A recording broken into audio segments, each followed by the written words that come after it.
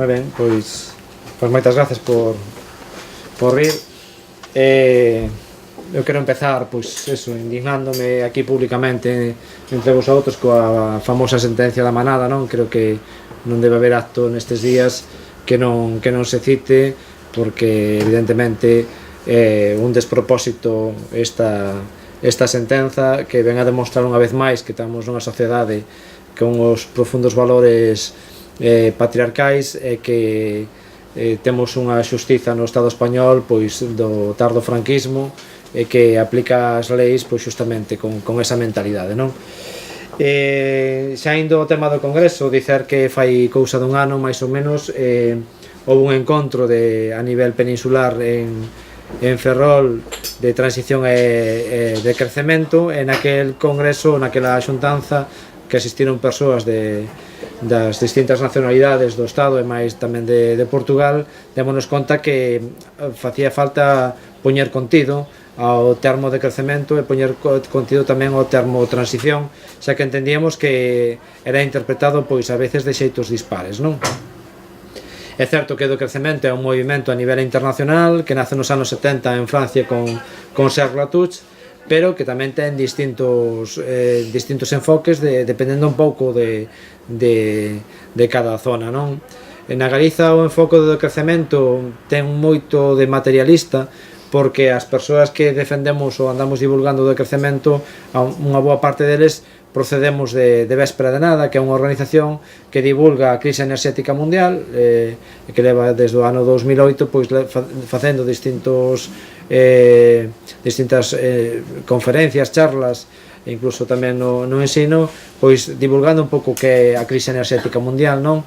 E polo tanto o feito de que parte das persoas do decrecemento procedamos de aí permítenos ou lévanos a darlle este enfoque máis de cuestión enerxética, de materiais, que ao mellor máis de aspecto filosófico, non? De solidariedade norte-sur, que tamén é importante a hora de falar de crecemento. Como ben dicía, nos anos 70, cando Serge Latouche en Francia o filósofo Serge Latouche empeza a falar de decrecemento e a poñer, digamos, a teoría do decrecemento encima da mesa, non? O decrecemento non é un movimento ecoloxista como algunhas persoas tenden a pensar, senón que é unha emenda á totalidade ao capitalismo e ao modo de vida occidental. E digo capitalismo e modo de vida occidental porque o Occidente tamén se ten organizado, o parte do Occidente, entendendo o Occidente no sentido máis amplio da palabra, tamén se ten organizado en modelos non capitalistas, pero, sen embargo, teñen caído tamén no crecemento continuo, exponencial, e no desenrolismo mal entendido, e no tirar para adiante sen ter en conta pois os límites físicos do planeta.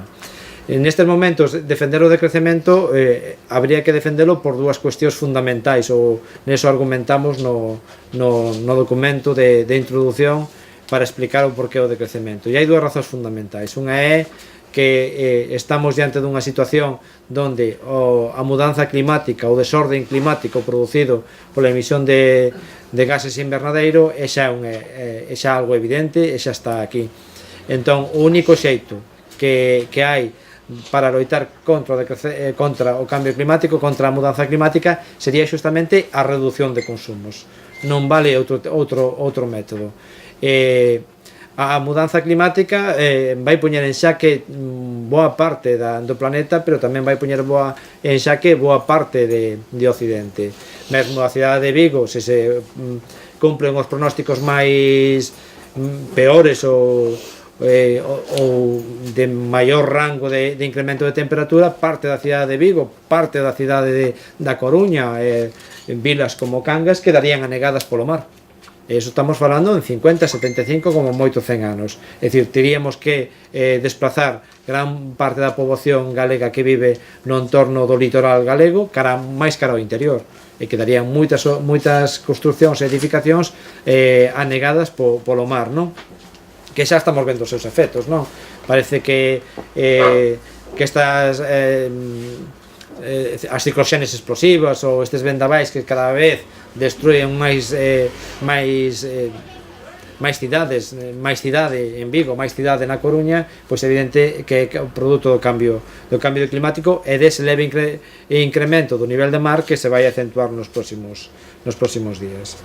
A mudanza climática non só é un incremento do nivel de mar, é que tamén pon en xaque a propia produción de alimentos. O feito de que teñamos o que eu dicía de desorden climático significa que podemos ter un ano que as colleitas básicas de alimentos deixen de producirse.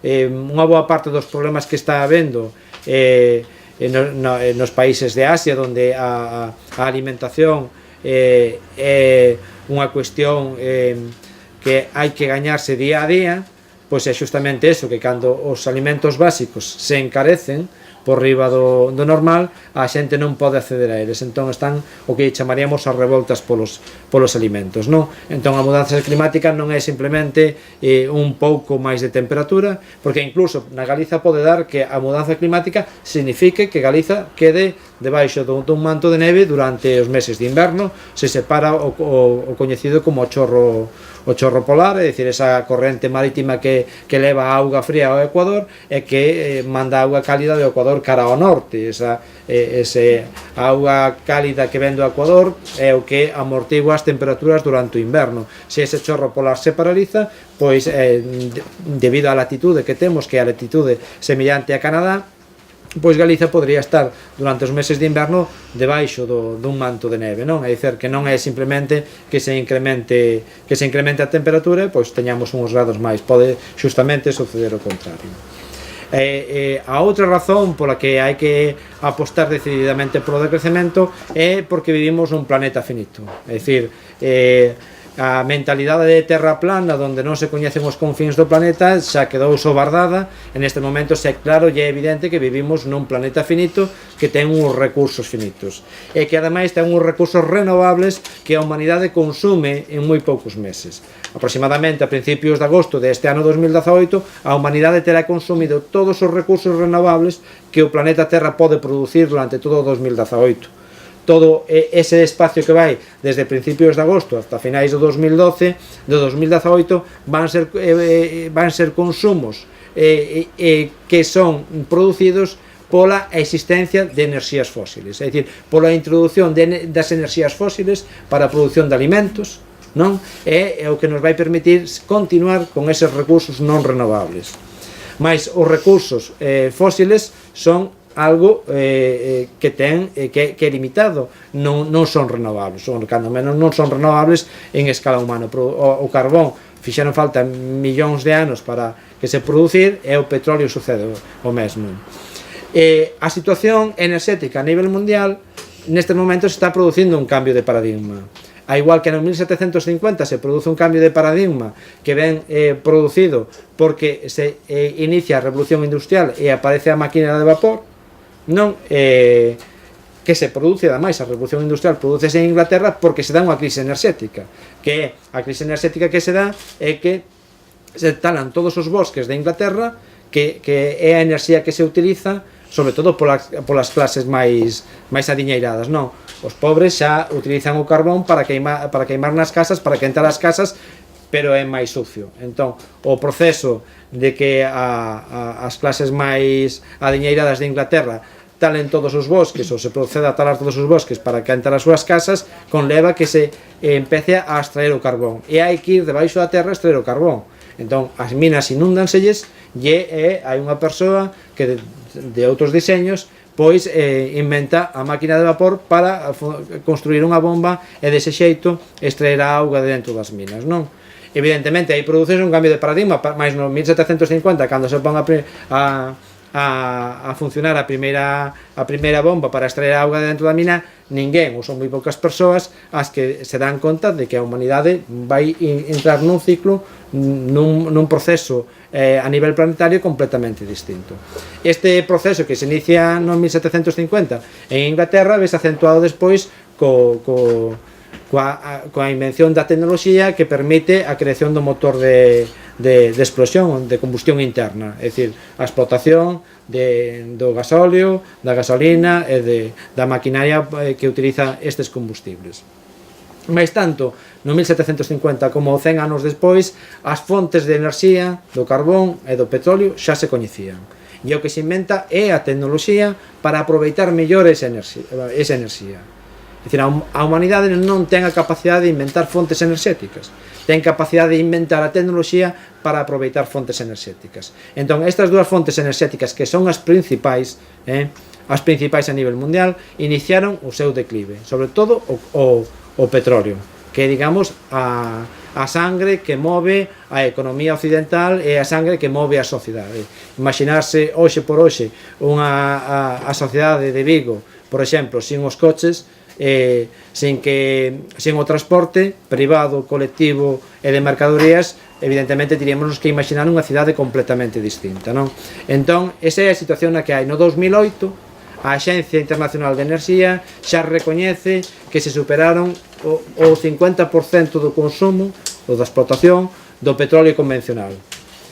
No 2015 superouse xa o 50% do consumo, da explotación, da extracción de todos os hidrocarburos a nivel mundial. Por lo tanto, entramos nun proceso xa onde a humanidade entrou nun novo paradigma que se basa en que cada vez conta con menos enerxía procedente do petróleo e en poucos anos procedente do carbón e en poucos anos procedente do gas natural e en poucos anos procedente do uranio. É dicir, todas as enerxías, todas as fontes de enerxía non renovables entre o 2000 e o 2025-2030 inician o seu declive. Pero ademais hai outra circunstancia tamén a ter en conta, de que toda a enerxía que se utilizou durante estes anos para atrás foi a que era máis fácil extraer, a que necesitábamos menos, a que tiña unha tasa de retorno enerxético máis ventaxosa. A tasa de retorno enerxética é o coeficiente da enerxía obtida entre a enerxía gastada. Para extraer petróleo necesitamos gastar petróleo. Para extraer carbón necesitamos gastar petróleo ou carbón. Cando se empezou a extraer o petróleo, por cada barril que se gastaba no proceso de extracción do petróleo, obtíñanse 100 barriles. Nestes momentos a tasa está por debaixo de 20. Entón, iso quere dicer que cada vez hai que ir a situacións máis drásticas á hora de extraer o petróleo, e prodúcense tamén as grandes guerras que se están producindo desde os principios sobre todo neste século XXI, por os últimos recursos. O tema de Siria, evidentemente, é unha guerra para controlar o paso do petróleo e do gas natural, ou ben polo Mediterráneo, ou ben dando a volta ao Corno de África. É dicir, Estados Unidos quere controlar Siria para poder mandar os buques de petróleo a través do Mediterráneo e non ter que pagar por pasar por Siria, porque senón ten que dar a volta ao Corno de África o petróleo da Arabia Saudí. Entón, evidentemente, estamos diante de guerras do petróleo, como foi a guerra de Irak, como foi a guerra de Kuwait, Libia, etc. Está habendo guerras polos últimos recursos. Entón, nós entendemos que este cambio de paradigma vai conlevar, en primeiro lugar, unha crise permanente, que é a que estamos vivendo agora. É dicir, esta crise veu para quedarse e encima vai acentuarse e vai modificarse a forma de vivir. Non só se vai modificar, é dicir, pode cambiar o sistema ou non pode cambiar. O que si vai cambiar é o modo de vida. Vamos ir cada vez a sociedades donde a enerxía teña que ser menos importante, porque vai a ser máis escasa.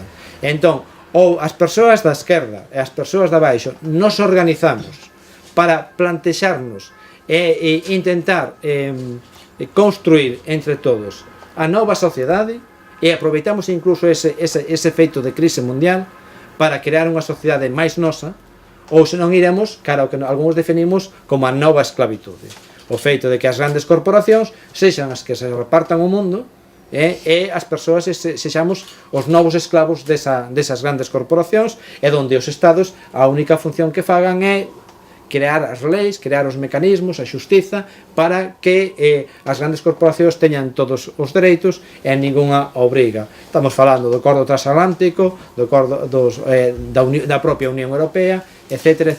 Todos estes grandes acordos comerciais teñen como finalidade permitir que as grandes multinacionais sigan acumulando riqueza, porque o capitalismo, ao fin e ao cabo, a principal función do capitalismo é articular as medidas do sistema capitalista é permitir a acumulación de riqueza. A acumulación de riqueza que conlevou desde o nacemento do capitalismo que hoxe aproximadamente 5.000 corporacións controlen o 80% da riqueza mundial.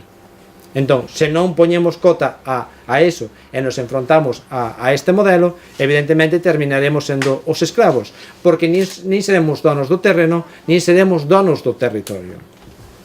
E non seremos donos do territorio, xa non somos donos do territorio, cando nos damos conta, cando en Corcoesto intentan implantar unha mina, destrozando todo o territorio para favorecer unha empresa. Ou cando en Touro intentan implantar unha mina de cobre para favorecer unha empresa. Non? Entón, evidentemente, o que se fan é concesións por parte do Estado a estas grandes corporacións para que expolien os nosos recursos ou para que implementen nese territorio monocultivos. Porque a globalización significa a instalación de grandes empresas, destas grandes transnacionais, e conlevan problemas como, por exemplo, na Galicia do eucalipto. É dicir, o eucalipto é un produto da existencia dunha empresa, dunha transnacional, dunha multinacional, máis grande ou máis pequena, instalada na Galiza, que necesita producir moita pasta de papel para vender a nivel mundial. Entón, aquí tocounos o monocultivo de eucalipto, na Terra Chá tamén temos monocultivo de leite, en outros sitios teñen monocultivo de palma, ou calquera outro tipo de monocultivo. Entón, os monocultivos destrozan os territorios para favorecer única e exclusivamente as grandes corporacións. Evidentemente, nós temos que confrontarnos contra esas multinacionais con unha economía de proximidade, non con unha economía global. Temos que entender que unha economía de proximidade, donde as relacións sean a curta distancia, favorece, en primeiro lugar, a creación de postos de traballo non dependentes de multinacionais. En segundo lugar, favorece que haxa maior biodiversidade no entorno, a non ser posible a existencia de agricultura de monocultivo. Tamén favorece que haxa menor contaminación porque se producen menos traslado de mercadorías dun sitio a outro, porque prodúcese localmente e consúmese localmente. No? Entón, este é outro dos apartados que tocamos nos distintos documentos do Congreso, non? A necesidade dunha economía de proximidade confrontada con a economía global e coas grandes corporacións. Tamén tocamos aspectos como da saúde, non? Donde últimamente ao mellor temos acudido todos a algunha manifestación en defensa da sanidade pública, pero non en defensa da saúde, como se o que houbera que defender é este modelo sanitario, cando o que hai que defender é outro modelo sanitario. Mais que máis inversión en sanidade, o que compre defender é un modelo sanitario distinto, que o que poña encima da mesa a necesidade de preocuparse pola saúde das persoas, preocuparse pola saúde das colectividades e non por maior gasto en sanidade, porque maior gasto en sanidade conleva moitas veces maior beneficio para as grandes corporacións farmacéuticas. Este non é un modelo cubano donde a industria farmacéutica é o propio Estado. Este é un modelo de grandes corporacións farmacéuticas que o que necesitan é que cada vez se gaste máis.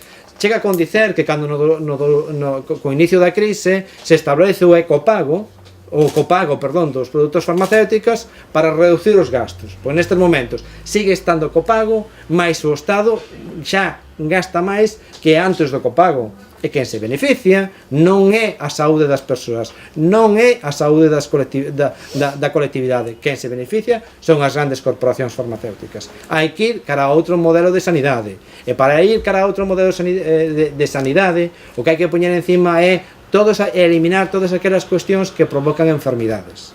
Se instalamos unha incineradora no Bierzo, como se está pretendo facer queimando neumáticos por Cemento Cosmos, de pouco nos sirve ter un hospital punteiro para tratar cánceres de pulmón, porque iso non solventa o problema. O problema é que se emiten a unha atmósfera como é a de Ponferrada, que é un val pechado, continuamente elementos tóxicos que provocan o cáncer de pulmón, o hospital, a maior inversión en sanidade, non resolve o problema. O que resolve o problema é ter entornos saudables para as persoas e ter modos de vida saudables para as persoas. Chega con dicer que o principal elemento que influye negativamente na saúde das persoas é a extrema pobreza. Entón, ou eliminamos a extrema pobreza, ou senón non imos solventar os problemas de saúde. No tema do medio ambiente xa din algunha pincelada, non? É dicir, é necesario entender o medio ambiente como un entorno no que nos vivemos, un entorno que é necesario protexer, porque queiramos que non, este é o único planeta que temos.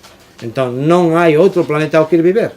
Entón, ou cuidamos a nosa casa, ou senón ao final teremos os problemas que estamos tendo, non?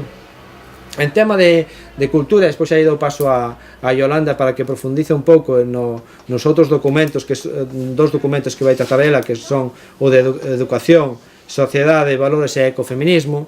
No tema de medios de comunicación e de cultura hai que apostar por un modelo que non sexa tamén o basado en entender as persoas como consumidoras de cultura, senón como produtoras de cultura, como persoas activamente que interactúan coa cultura e que xeneran a súa propia cultura, non? Donde a cultura non pode ser un elemento máis, un nicho de mercado máis, que normalmente termina ademais tamén dirixido por algunha corporación importante, como pode ser, por exemplo, no Estado español o Grupo Prisa, non? Donde os grupos de moda son os que firman o contrato con eles, que salen na entrevista no País, na entrevista da cadena SER, no seu especial, firman, fan os concertos a través da súa empresa de concertos, fan os discos a través da súa empresa de discos. Entón, ese é no que termina, non? E necesitamos, evidentemente, unha sociedade que sea xeneradora de cultura e non só consumidora de cultura. A respecto dos medios de comunicación, o que temos é que empezar a entender, desde o decrecemento entendemos eso, que os medios de comunicación, se queremos medios de comunicación ao servizo dos movimentos sociais, se queremos medios de comunicación ao servizo da sociedade, temos que entendelo que a práctica nosa ten que ser como se fose un movimento social máis. É dicir, ou nos implicamos neses medios de comunicación en mantelos e telos activos e funcionando para que sexan a voz da xente, para que sexan a voz dos movimentos sociais, ou senón terminaremos tendo estes medios de comunicación que están ao servizo do gran capital, porque son os que poden financiar a publicidade, e os estados ademais tamén pois ao final financian, os gobernos de turno financian os medios de comunicación que lles son as afins, non? Entón é necesario crear medios de comunicación independentes e que estean ao servizo dos movimentos sociais e das persoas. Co que pretendemos facer co Congreso, xustamente, temos un relatorio de 52 páxinas onde tratamos distintos aspectos, como poden ser o propio regulamento, a introducción de por que o decrecemento, a organización e a autoxestión do decrecemento, porque pretendese deste Congreso que salga unha mínima de estrutura para os 3 territorios. Dizer isto que é interesante, é dicir, creouse ou pretendese crear unha organización para a biorrexión é o Navia, Galiza e o Bierzo. Pareceu incluso inicialmente que era o lóxico, porque os problemas hai que resolvelos, os problemas do futuro dunha sociedade post-fosilística terán que resolverse en entornos, en biorrexións e non en cuestións de estrutura administrativa. Entón, desde sempre, o Bierzo, o Navia e máis a Galiza conformaron unha biorrexión. Tamén hai relacións culturais e históricas do pasado que avalan que isto se poida facer así. Ir ao Bierzo é atoparse con modelo de construcción de casas igual que existe en calquer outro punto de Galiza. Ir para lo do Bierzo, entrar en León, xa entrar nunha sociedade distinta. No Eonavia sucede o mesmo. O Eonavia é o territorio do Principado de Asturias que vai entre Ribadeo aproximadamente, entre o río Eo e máis o río Navia. E iso é de cultura galega por dúas razóns. Porque os accidentes xeográficos eran os que delimitaban as biorrexións. Aí está a Serra da Rañadeira, que delimita o territorio cara aquí e delimita o territorio cara aló, e sobre todo hai outro elemento que era o río Navia. O río Navia era un río navegable, entón as comunicacións, cando non había medio de transporte por carretera nin ferrocarril, facíanse navegando principalmente. Entón o río Navia era un río ampliamente navegable que nace en Pedrafita e baixa até Navia. Entón por eso é de cultura a mesma cultura que a galega. E despois está a outra biorrexión que son os picos de Europa, e a influencia dos picos de Europa, que é unha situación completamente distinta.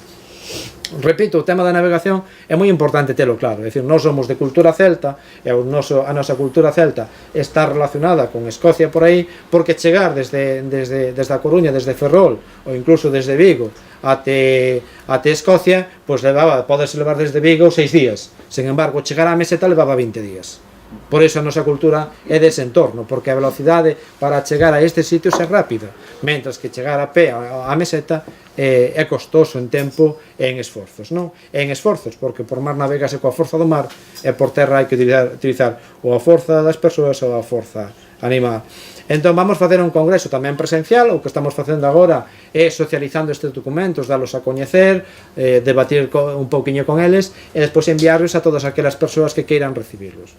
Vai haber un congreso presencial a primeira fin de semana de outubro en Ferrol. Calquer persoa pode facer propostas de modificación, de engádega a calquera dos documentos, e pretendemos debatir sobre estes documentos. Tamén pretendemos facer un mercado de proximidade da biorrexión, é dicir, vai haber unha pequena feira durante os 2 días que vai durar, e vamos debatir os documentos, vamos divertirnos, porque consideramos que divertirse tamén é un pouco importante, divertirse culturalmente, e despois imos facer o debate en comisións, debate en plenario, e vamos contar coa presencia, coa sorte que contamos coa presencia de Carlos Taibo, que é evidentemente un referente a nivel de Estado e incluso fora do Estado a respecto do decrecemento, non? Entón, vou vos pasar unhas follas para que me deixeis o correo electrónico, pídevos que mo escribades correctamente e incluso en mayúsculas para que despois non haxa errores. Con os que me deixeis o correo electrónico, que se fará de xeito inmediato nos próximos días, e enviarvos estes documentos e irásvos mantendo informados de todo o que se vai facer a respecto do propio congreso e de todas as accións que se vayan facendo daqui en diante. Non implica máis que a proporcionar o correo electrónico, non implica ninguna outra cousa. Yolanda. Hola, boa tarde. Grazas por vir, sobre todo neste venres de ponte, os que teñan ponte. Eu vou intentar ser rápida para que haxa un poquinho de debate, que sempre hai pouco tempo para debate ao final. Eu vou tocar simplemente o tema de valores e ecofeminismo, sociedade de valores e ecofeminismo, e o documento de educación. O de educación preparei no eu, pero está aberto a emendas, como sabedes, calquera persoa que poda facer emendas, cambios, etc., antes do congreso, no propio congreso. E o de sociedade de valores e ecofeminismo non fixen eu, pero a persoa que o fixo non pode estar hoxe aquí, e presento eu. Ben, enlazando con que estamos co bicentenario de Mars, Francisco San Pedro está aí, agradezo yo, pasoume uns documentos sobre a relación entre o marxismo no 19 e o decrecentismo. Entón, eu non vou a ler todo porque é longo, simplemente apuntar que xa a mediados do século XIX Marx fixo un chamamento na ideoloxía alemana a que as forzas productivas se estaban a converter en forzas destructivas a mediados do século XIX. Xa dicía Marx isto. Marx e Engels, tamén Engels, denunciaban xa daquela os aspectos negativos que tiña o desenrolismo, xa naqueles tempos, entre os que estaba a contaminación ou o empobrecemento da terra. Manuel Sacristán falaba de que para mudar o sistema social no que vivimos se necesitaba casi unha conversión no sentido religioso da conversión, é dicir, unha mudanza fundamental de ir á raíz do cambio de valores das persoas. En concreto, leovos a cita de Manuel Sacristán porque é bastante curta, creo que lo di mellor que a min. Un suxeito que non sexa nen opresor da muller, nen violento culturalmente, nen destructor da natureza, non nos enganemos, é un individuo que ten que ter sofrido un cambio importante. Ten que ser un individuo que teña experimentado o que nas tradicións religiosas se chamaba unha conversión. Isto toca directamente o documento de Sociedade, Valores e Ecofeminismo. Ben, por que temos un documento en concreto destes 3 puntos unidos? Pois porque pensamos desde o decrecentismo, o decrecemento, que os valores, que sin un cambio de valores individual, é como o peixe que se morde a cola, non? Sin un cambio de valores individual non pode haber un cambio do sistema capitalista, e ao revés, é difícil que haxe un cambio de valores individuais dentro do sistema capitalista, onde estamos educados desde que nacemos, dentro da familia, da socialización primaria e tamén dentro da secundaria, e tamén no resto da sociedade, constantemente nos valores consumistas, nos valores do progreso, do mito do progreso, en sentido de ir cara a cantidade, ir cara a eficacia, ir cara a productividade, é dicir, xa casi desde hoxe en día, desde a gardería, se insiste moito na asistencia a garderías, xa desde a gardería e desde o preescolar, do que era antes o xardín de infancia, se está facendo un suxeito competitivo e productivista. Incluso, antes eu falaba da diversión, no Congreso de Crecemento, que tamén nos divertiremos, parece que está un pouco da risa, non? Falar de prazer ou de ocio, de lecer, cando falamos de cousas serias, non?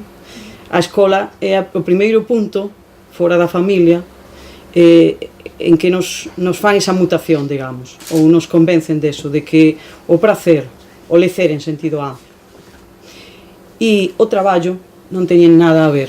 É dicir, que no lugar, no espazo e no tempo onde unha persoa está producindo, que non traballando, o traballo é unha cousa máis ampla, non pode estar divertíndose, trebellando, en lecer. Non pode haber un traballo que sexa pracenteiro, nos venin a dicir.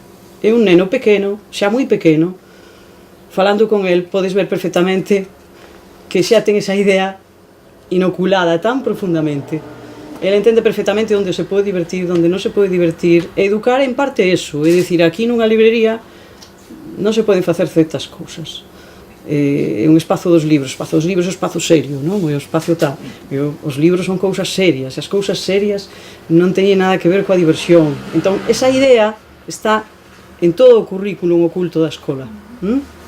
Baudelot, Pierre Bourdieu, todos os grandes pedagogos, Paulo Freire, en Brasil, falaban de que o currículum oculto realmente é a clave da escola, a clave da educación, da socialización secundaria da escola. Pero as propias familias, estou falando dos sistemas de valores e vedes que relacionado está coa educación, non só coa escola, as propias familias están presionadas por este sistema competitivo de tal maneira que canto antes o neno asuma os valores da sociedade, incluso que a propia familia non admite como vos, pero polo seu ben, vamos a meterlles canto antes aos nenos, xa antes de entrar na escola, se non van ao preescolar, estes valores competitivos.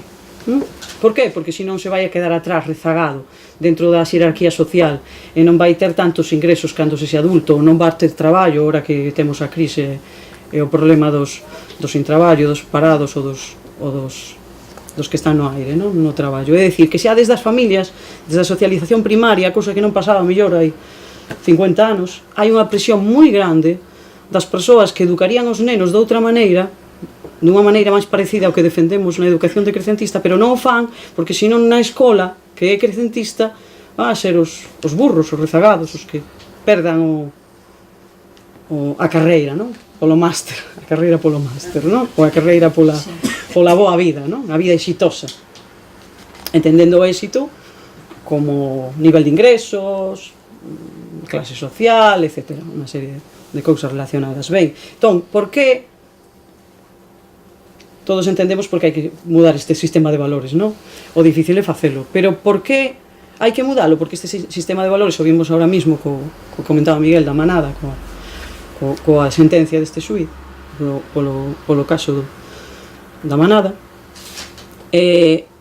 defende unha cultura da dominación. A cultura da dominación é o que hai que que eliminar, tanto da sociedade como de todos os lugares onde se educa. Na sociedade se educa en todos os lugares. Ben, entón, a cultura de dominación vai unido ao concepto de desenrolo, totalmente, de crecemento separado, non de crecemento. Vale, entón, por que o ecofeminismo? O ecofeminismo é o movimento, sobre todo o ecofeminismo moderno, que hoxe en día defende os valores máis contrarios ao crecentismo, é dicir, os valores decrecentistas, onde mellor nos vemos espellados é no ecofeminismo, nos valores do ecofeminismo. Por qué? Porque o ecofeminismo defende outro tipo de sociedade baseado xusto no contrario do que o capital xera a plusvalía, lle saca plusvalía, é dicir, no respeto á natureza, no respeto ás mulleres, entendendo o mundo das mulleres como o mundo da sombra dos outros valores, non? Que non se pagan, o mundo dos coidados, o mundo das persoas menores de idade, dos nenos, das crianzas, e o mundo dos dependentes, das persoas dependentes, que non son rendibles, é dicir, en todo aquilo que queda desbotado do sistema capitalista por non ser productivo, como o mundo da muller tradicional, o mundo dos coidados, o mundo dos maiores, dos vellos, dos dependentes e o mundo das crianzas, ese mundo todo que queda desbotado, o que incorpora o crecentismo é ir precisamente cara a ese tipo de valores, que serían os valores da cooperación, sería a nivel ecolóxico os valores da sustentabilidade ambiental, do respeto polos ecosistemas, o que vos comentaba antes Miguel, a xustiza social e o recuperar a comunidade. O que fixo o capitalismo foi destruir todas e sigue a facer, porque todavía hai comunidades, a mellor algunha queda no planeta que non estea totalmente destruída. O capitalismo basease en destruir os territorios e as comunidades, porque as comunidades que están destruídas, as comunidades destruídas ou que non están empoderadas, que perderon o poder sobre o territorio, favorece as multinacionais, as transnacionais para apropiarse. O vemos moi claro en Galicia, moi claramente en Galiza. Canto máis xente sexamos capaces de desbotar do campo, de largar as cidades, aunque as cidades teñan conflitos polo traballo e non haxa traballo para todos, canto máis desbotemos do campo, máis fácil sexa que Ence ou que outras multinacionais se apropien do territorio que non este apropiado. Aí vemos a conflictividade que hai tamén cos montes en Mancomún, non? Xa desde o franquismo, pero seguimos nas mesmas, nese tema. Ben, a soberanía alimentar, eso ten moito que ver co territorio, totalmente que ver co territorio, e o que vos falaba Miguel do picoil, da falta de enerxías fósiles, e tecer comunidade, recuperar a comunidade, facer redes de apoio mutuo, ir cara a autoxestión, por suposto, e pôr a vida no centro. É dicir, o ecofeminismo defende un tipo de sociedade onde o traballo dos coidados estea no centro da economía, da vida das persoas, que as mulleres, que a liberación da muller nos supoña ter que convertirmonos en homes, no sentido de home definido como home o competitivo, o que traballa fora e trae cartos para casa, o que traballa en certos tipos de traballo que o capitalismo define como rendibles, etc. É dicir, a liberación das mulleres non pode ser converterse en homes no sentido de ter o sistema de valores igual cos homes, ser agresivas, ser competitivas. Se as mulleres temos que entrar no mercado laboral desa maneira, entraremos cos mesmos valores dos homes. Por tanto, nos convertiremos en homes, simplemente en fillas do patriarcado. Non ganamos con elo nada, porque a loita das mulleres desde o pasado non me iba por aí, precisamente. Iba por a incorporación da muller, pero iba tamén polo cambio da sociedade, en que as mulleres nos incorporamos á sociedade para reverter os valores da sociedade, para mudalos, para darlle esa volta, precisamente. Si se trata de competir igual cos homes no mesmo tal, ao final seguiremos mantendo un tipo de sociedade en que a igualdade de xénero será ficticia, será un feminismo burgués, por suposto, en que non terá en conta as clases sociais, nin terá en conta a mudanza dos valores, da escala de valores. Entón, como focalizamos isto? Como podemos cambiar isto? Na práctica, por suposto, é moi difícil, deso trata a rede, de ir incorporando xente que xa está traballando no decrecemento, o saiba ou non o saiba, xa está traballando hai tempo neso, pero a mellor non sabe que hai unha corrente que se chama de crecemento e que está sustentada e a mellor son grupos desconectados. Entón, como traballamos isto? Nos falamos dos 3 R's. Hai que facer un traballo no sistema de valores e da sociedade de reconceptualizar, é dicir, temos que camiñar cara a unha sociedade máis simple e máis autosuficiente. Cando lle dixe a xente máis simple, igual que cando lle dixe a xente de crecemento, de primeiras, o que lle ven a mente é peor. Vamos a vivir peor. É dicir, non vamos a ter todas as comodidades, non vamos a ter todo o transporte que temos agora, vamos a vivir peor. Pero, si se para a pensar, si todos nos paramos a pensar, vemos que unha sociedade máis simple é tamén unha sociedade mellor que tes o traballo máis cerca da casa, máis achegado, que non tes que gastar unha hora do teu tempo ou máis nas grandes cidades para desplazarte ao lugar de traballo e logo volver ao teu fogar, por exemplo, sobre todo coa especulación da vivenda, o que iso supón, en que se es de clase baixa, tes que, se vives en Madrid, Barcelona, unha cidade grande, tes que vivir no extrarradio, moi extrarradio, e todos os días, ao mellor, tes que desplazarte unha hora en carro, ou en transporte público, se vai, hasta tal, e perdes 2 horas mínimo, tal, é dicir, esas 2 horas non se pagan, non están pagadas, e o tempo non se compra, é un concepto economicista do tempo que é bastante absurdo, non?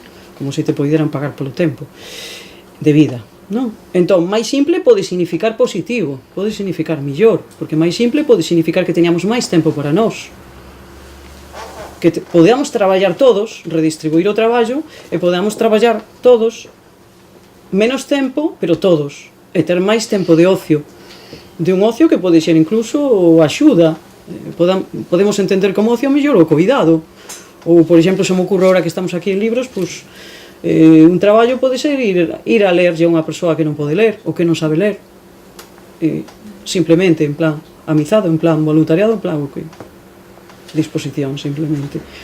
É dicir, eso pode significar a todos os niveis unha sociedade máis simple, en economía, como vos falaba Miguel, economía de proximidade, non tens que desplazarte un centro comercial onde perdes non sei canto tempo, tens que ir en carro, non tens para aparcar, etc. Para consumir as grandes transnacionais e a fundir o comercio local e o negocio local e o rural cercano. E reconceptualizar e tamén cambiar os valores, convencernos de que isto é o que hai, que iramos ou non, que a sociedade vai ir por aí con a falta de recursos e de enerxía, vai ir por aí, que iramos ou non. Entón, mellor preparármonos para iso e convencermonos que iso non é tan malo a mellor en todos os aspectos como pode parecer a simple vista, porque vimos dun mundo complicado e que nos forzan a levar unha vida complicada, correndo para todos os lados e sin tempo, e desconectados e sin tecido comunitario.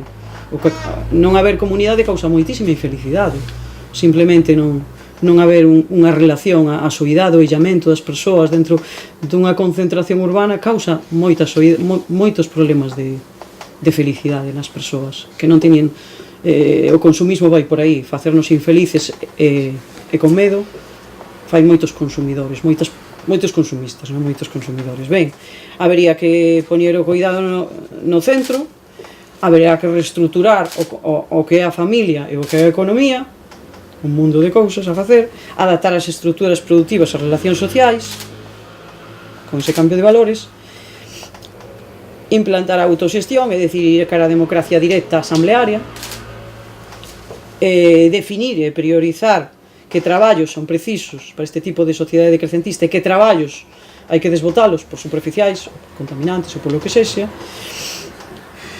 ir cara a resiliencia e a capacidade de enfrontarnos a situacións difíciles, aprender delas, sacar conclusións delas, distribuir o traballo con menos tempo de traballo remunerado, pero máis tempo de traballo fora do que se chama o mercado capitalista, eliminar a publicidade, por exemplo, entre unha das actividades máis perniciosas, porque crea persoas consumistas insatisfeitas sempre adicadas a comprar a última cousa que o mercado pon á venda,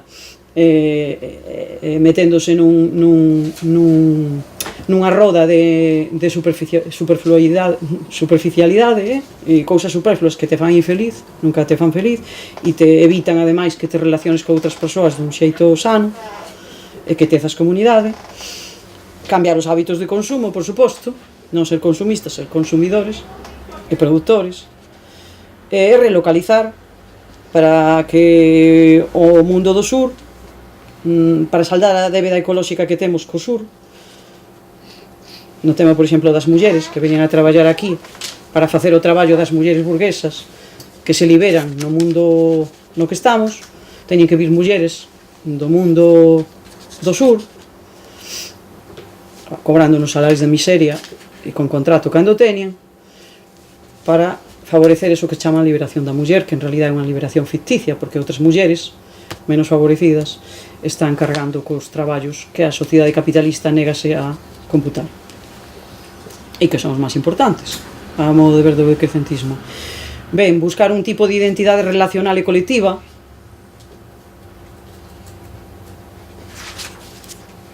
e rapidamente no documento de educación, que xa vos falei algo da cultura da dominación, cuestionarse, teremos que cuestionarnos en algún momento no decrecimento entre todos o papel da familia como educadora, que tipo de a que lle chamamos familia, que tipos de familia hai, que valores terá que ter ten a familia, porque familias, normalmente a sociedade fala de familia en sentido xeral, pero hai moitos tipos de familias, non? Principalmente as clases sociais teñen familias distintas. A clase social alta non ten nada que ver os valores con que educan os seus fillos que van herdar o papel do dominio, non teñen nada que ver cos valores, hai estudos sobre iso, cos valores que nos educan as clases baixas, por exemplo, as clases medias, pero sobre todo as clases baixas. Por exemplo, o papel da ética e da responsabilidade social en xeral está máis claro nas clases baixas, na educación dos valores que dan os pais nas clases baixas, que nos das clases altas, nas elites, non? En que se incide máis na cultura da dominación. Ben, que tipo de escola, xa que hai que falar da escola, só un inciso para dicirvos que dentro do decrecemento temos aí como un debate aberto entre persoas que están pola desescolarización, desde Ivan Illich e outros que falaban da desescolarización e defendían a desescolarización neste tipo de sociedade. Hai moitas persoas que creen que este tipo de escola non vale, pero ningún outro tipo de escola lles valería, digamos, así, sino que o individuo, as persoas, educámonos en sociedade, en comunidade, como no rural, antiguamente, antes de que se creara a escola moderna, ou que nos imperios antigos tamén houbera escola, e hai persoas que, como a min, estamos todavía na dúbida de se hai que defender a desescolarización ou hai que ir hacia outro tipo de escola alternativa. O que sí está claro é que a min, e xa falo a título persoal, como pedagoga, este tipo de escola non vale. Quere decir, ou mudamos a escola e damos a volta por completo, e iso é moi difícil. Eu, cando estudiaba pedagogía, acreditaba en que se podía cambiar a escola desde dentro. Ahora mismo sigo dubidando, pero creo que é moi difícil cambiar a escola desde dentro, ainda que fora haxa xente que axude a cambiala, porque é loitar contra David contra Goliat, penso eu. Moi difícil, porque é unha guerra cos pais, coa maioría dos pais, non con todos, unha guerra coa comunidade, unha guerra coa inspección, unha guerra cos propios compañeiros, os que sodes profesores, aquí algún saberedes claramente, e unha guerra cos alumnos, sobre todo cando ten certa idade xa, e tal. Entón, falar de autoxestión na escola é darte de bruces contra un muro, eso está claro. A autoxestión é unha palabra casi prohibida, e máis agora, que nos anos 80, penso eu, penso que máis agora, desde os 90, desde a crise, desde que se lanzaron ao neoliberalismo salvaxe, penso que a escola e os movimentos de renovación pedagóxica quedaron aí bastante tocados, ainda que hai que reconocer que hai unha educación libertaria, comunista, tal, que defende todavía tal, pero penso que é máis minoritario dentro do profesorado, non se atreven a moverse moito. A propia oferta de cursos de formación de profesorado e renovación pedagóxica, polo que eu sei, polo menos, eu non imparto clases, pero intento estar máis ou menos tal, non vai por aí, e a máis nos 80 do que vai agora por aí, aunque hai tal. Entón, dentro deso, haberá que decidir entre todos, en autoxestión e en comunidade, que tipo de escola, se decidimos que vai haber unha escola para educar, que non vai ser a comunidade e distintos espazos, tal, aunque se educa fora da escola. Dentro da escola, desde logo, se hai unha escola, ten que ser todo o contrario, é dicir, eu persoalmente, o documento xa o veredes se deixades os correos ou leeredes, bastante máis amplo, Eu fixen simplemente dúas columnas donde se ve claramente a escola que hai, coa excepción do profesorado que loita dentro por non facer isto, con todos os problemas que ten, e o que sería unha educación, un achegamento que chamaríamos educación decrecentista, moi por arriba, que eso sería de toda a comunidade participativo. Entón sería baseado máis ou menos os que coñezades na educación freiriana, a educación de Paulo Freire. Sería unha educación liberadora, baseada na autoxestión, dependendo do grupo de idade do neno, unha educación dinámica, con espazos e tempos totalmente flexibles, que non ten por que ser nun edificio chamado escola, sino que a educación sería ambiental, o que chamamos ambiental. Educación ambiental nos anos 80, non sei agora como será, chamámoslle non a educación ecolóxica, sin máis, ecoloxista, sin máis, sino a educación no entorno. Sair da escola o máis posible. Eso ten moitos problemas burocráticos, moitos problemas do profesorado, que se pasa algo, o medo, a sociedade do medo, no? Que se pasa algo, que se lle pasa algo ao neno, que se lle pasa algo a mozo no instituto, etc. Entón, poucos profesores queren facerse cargo disso, porque comprendo que é bastante conflictivo no mundo que vivimos. Pero eso é educación ambiental. A educación ambiental ten que ser fora da escola. Na escola vir a traballar unhas cousas, pero a educación está na comunidade e hai que traballar na comunidade e traer datos á escola da comunidade e sair á comunidade de novo e constantemente así, non hai outra forma de educarse. Entón sería autoxestión, incorporar os saberes tradicionais comunais. Dentro de Galiza está claro que saberes quedan fora da escola, non? Todo o que son as artesanías, todo o que son valores rurais, todo o que son traballar a terra, todo o que os alimentos, a soberanía alimentaria no sentido de educar os nenos para saber producir, para saber alimentarse, para saber de onde saen os alimentos, que alimentos son os mellores, que temos que comer e como, que alimentos temos que desbotar porque veñen do outro extremo do planeta, é inviable, etc. O comunitarismo, a dependencia interpersoal, o pensamento crítico, a educación centrada nos procesos, a cultura da diferencia, a dirección, é dicir, a non meter prisa, a velocidade, combatir a velocidade no sentido de que o neno que máis éxito ten na escola é o que antes acaba as cousas que o profesor di que hai que saber, é dicir, os demais quedan fora, incluso aunque saiban, quere dicir, teñen que expresalo no momento que o profesor quere que se exprese, en xeral, estou falando, e no tempo que o profesor di. Si non xa non vale, solta os bolígrafos. Eu me acordo sempre esa frase de soltade os bolígrafos, o instante, non? É dicir, eso, a comunidade como identidade, o pensar e actuar como contido en vez de contidos dictados, o educador como un facilitador e unha guía e non un fiscalizador represor, a educación comprensiva e a motivación intrínseca. É dicir, que a motivación ten que haber centros de interés, como xa hai, pero que eso ten que ser o eixo da escola. Non o currículum aquí está, e a ver, vosotros tedes que vir pa aquí, porque isto é a democracia, non? Non comento nada máis, porque sería moi longo, e espero que vos faledes das vosas experiencias e aportedes agora na charla o que queirades. Grazas.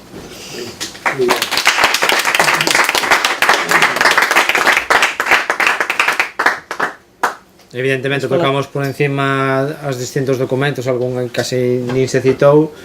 Eu invito-vos a que os leades e fagáis aportacións. O decrecemento é un corpo teórico en construción e correspóndenos construílo entre todos, non?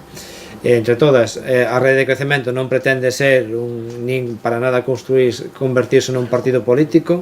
É dicir, é un punto de encontro, gustaríanos que se terminase convertindo nun punto de encontro das persoas que, tendo visións de esquerda distintas, pois confluamos no debate e que pois seamos capaces de separar, de deixar atrás pois as manidas diferencias entre marxistas, anarquistas, marxistas-leninistas, os trotskistas e todo eso, pois eso que quede nunha anécdota e que a construción da sociedade que ven xa, que xa está nacendo, pois fose basada no principio da colaboración, no apoio mutuo e no debate. Non sei se aportei ao principio un dato, pero dicer que a abolición da esclavitude se produce empezase a producir a nivel mundial, xustamente cando aparecen as enerxías fósiles. non? É dicir, no momento en que é máis barato producir ter forza de traballo mediante as enerxías fósiles, desbotas a esclavitude, máis antes non se desbotou. Digo porque se escasean as enerxías fósiles, pois ao mellor hai estamentos sociais e poderosos que nos encamiñan cara aí, non? Se queréis facer alguna pregunta, alguna intervención. Sí, a ver, a mí me parece moi interesante e a vez difícil, porque habería moito que debatir e requeriría moitas reunións das persoas e moito traballar a fondo os temas de cal pode ser a salida que dé a traballo recuperar o rural en Galicia, recuperalo de xeito que se recobre unha produción efectiva, e iso implicaría ademais moito traballo comunitario para mentalizar a xente e ao mellor enseñar a desenvolver algún que outro plan de integración rural e facerlle un seguimento que requeriría unha estructura de traballo e de acompañamento importante para recuperar todo eso. Eu estuve en Brasil, estuve na Universidade Federal de Fortaleza, que teño unha amiga que é profesora ali, dirixe tesis doctorais, e a vez traballa, me chamoume moito a atención porque traballa moito cos líderes indígenas e cas comunidades indígenas. Siguen moito a formación e a ideoloxía de Pablo Freire, evidentemente, pero a mí o que me maravillou foi ver que persoas que teñen unha capacidade económica e intelectual, están socialmente moi ben situadas e demais, a sencillez con que viven e como se dedican aos demais, non? E como están levando incluso os líderes indígenas ás aulas da universidade e levan o alumnado das universidades ás comunidades indígenas. E o que está pasando en Brasil, que é algo escabroso, pero non se fala deso para nada, que nas comunidades indígenas donde estorban para a explotación, pois por isto que se está facendo, que Coca-Cola comprou un dos maiores acuíferos, que a unha zona que é extensísima da selva brasileira, mercou unha compañía, unha corporación estadounidense para a explotación do ouro, e que iso vai supoñer unha desfeita terrible. Bueno, pois onde están facendo tamén monocultivos e onde están facendo talas bestiales, están masacrando a poboación autóctona, pero desto non só de dispararlle tiros, é que mesmo lle cortan brazos que pernas, que os deixan tirados, e os líderes comunitarios estános liquidando, pero sistemáticamente para facerse con eso. O sea que a besta que temos encima é moi poderosa e moi perigosa, entón sí que require.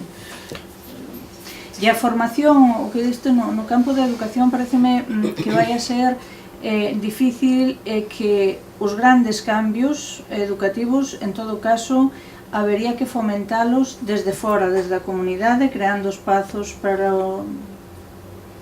xuntar as persoas da comunidade, para xuntar os maiores, os nenos, e facer unha convivencia e unha aprendizaxe de valores posiblemente ao marxen da escola oficial, compaxinando. Gustoume moitísimo que fixeron na zona de Sober.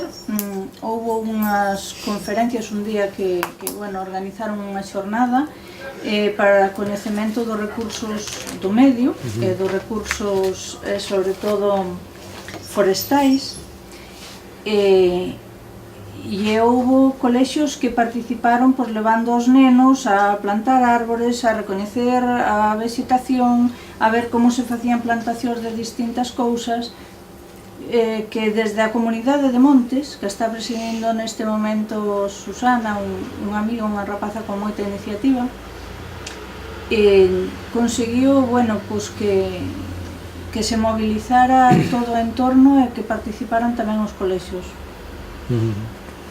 Eu creo que esas cousas, igual o traballo que hai que facer desde este movimento, teña que encaixar un pouco por aí. Sí. A ver, en primeiro lugar, o que dices das multinacionais é algo que nos facemos fincapé, é dicir, ademais empeza a verse a multinacionais que empezan a ter actitudes que empezan a semellar a de Latinoamérica. Evidentemente, de momento non cortan brazos e non asasinan, pero unha das medidas, por exemplo, bastante coercitivas que fai Cementos Cosmos é as denuncias polo honor. Unha denuncia polo honor pode significar que tens que desenvolver 3.000 ou 4.000 euros simplemente para defenderte, porque son xuicios bastante altos, non? Cementos Cosmos é unha empresa que depende xustamente dunha empresa brasileira, Norwalk Team, e denunciou polo honor a Marcos Celeiro por defender a cova de Eirós, non? Digamos, a Tapuerca galega, unha cova que ten restos arqueolóxicos de fai 30.000 anos en Triacastela, que está destrozando, non? O mismo fixo tamén unha denuncia por vulnerar supostamente o seu honor contra o periodista do Bierzo Valentín Carrera, non? Entón é un xeito de amordazar as persoas, non? Tamén incluso os propios colexios que funcionan como corporacións, a mellor o Colexio de Montes plantexa denunciar aos ecologistas que dicen, oi, mira, que aquí un problema forestal está focalizado tamén en que o Colexio de Montes pois o que quere exclusivamente, ou está exclusivamente para plantar eucaliptos, é dicir, as redes das multinacionais son poderosas, moi poderosas, non? Eu digo sempre unha cousa, que se na Idade Media os irmandiños fixeron a revolución e queimaron os castelos, eu creo que os castelos do século XXI tamén están aí, e son as multinacionais. Pero tamén é importante, en primeiro lugar, que se visualice cal é o inimigo e que é o que combatimos, porque detrás do progreso, da xoma de progreso e modernidade, escóndese todo isto, todo isto das multinacionais. Detrás da defensa dos postos de traballo, hai que defender os postos de traballo e que non hai traballo, normalmente escóndese esta escala de valores da dominación e escóndese a esquilmación dos territorios, que se pasa primeiro por a expulsión das persoas que viven no propio territorio, xa sexa pola brava, ou xa sexa aplicando cuotas do leite, ou xa sexa desincentivando ou prohibindo as actividades agrogandeiras, non? Establecendo, por exemplo, que a nivel sanitario un pequeno produtor ten que cumplir as mesmas normas sanitarias que é unha multinacional, non? É dicir, todo eso fai que a xente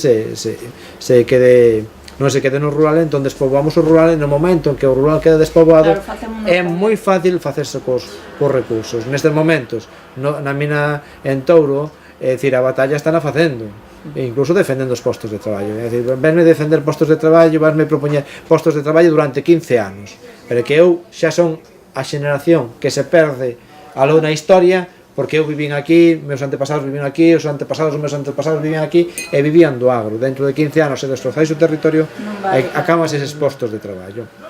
Non, e despois, todo o que hai que facer é moito. En primeiro lugar, para min o fundamental é cambiar a visión coa que vemos o mundo, porque a esquerda tradicional caeu tamén no crocentismo, e caeu nas propostas de progreso e de modernidade, e o progreso e a modernidade da esquerda tradicional é a do capitalismo.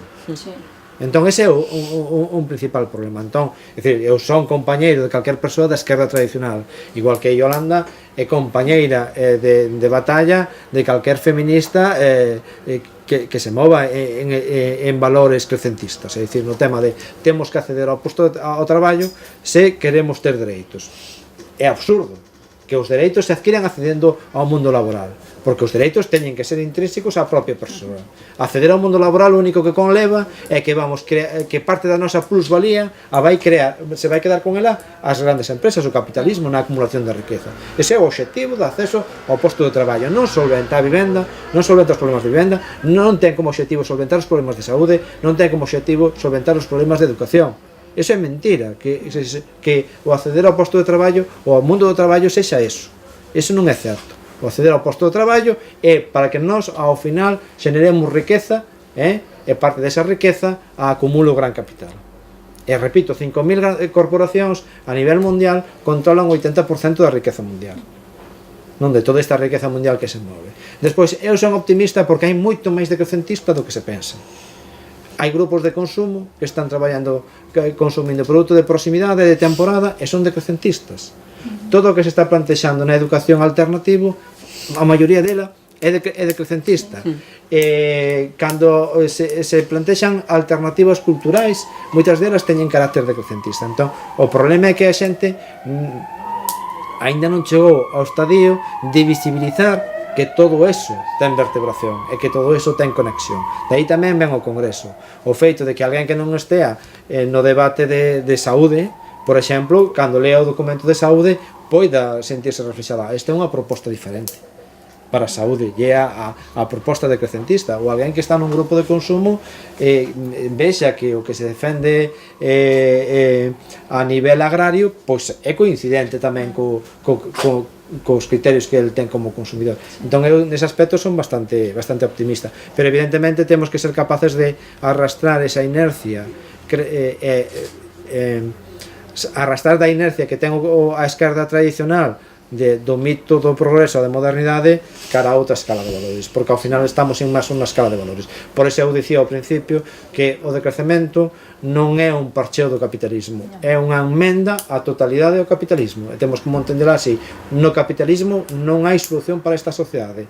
Ao capitalismo o que nos está levando é a poñer en perigo a mesma supervivencia da humanidade, e falo polo tema da mudanza climática, polo tema dun colapso dos alimentos, do comercio internacional, ou polo simple feito de que lles dá por tirar bombas nucleares aquí e acolá, que tampouco debemos descartar. Sí, sí. Dixestes antes de eliminar a extrema riqueza, supoño que paralelamente a eliminar a extrema riqueza, non? En Vigo hai unha acampada contra a pobreza, na Porta do Concello, unha acampada moi minoritaria, levan 14 meses e teñen medo a atacar o capital ou a defenderse do capital, a usar a palabra capital e a palabra banca.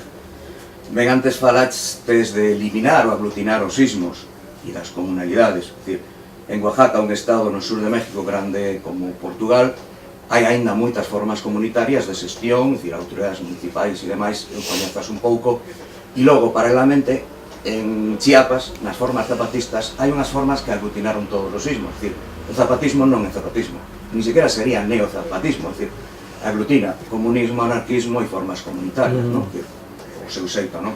E logo que decíades antes de protexer a natureza, en México cada vez que se declara unha especie de parque nacional é para sacarlos os indígenas e entregarlos ás multinacionais.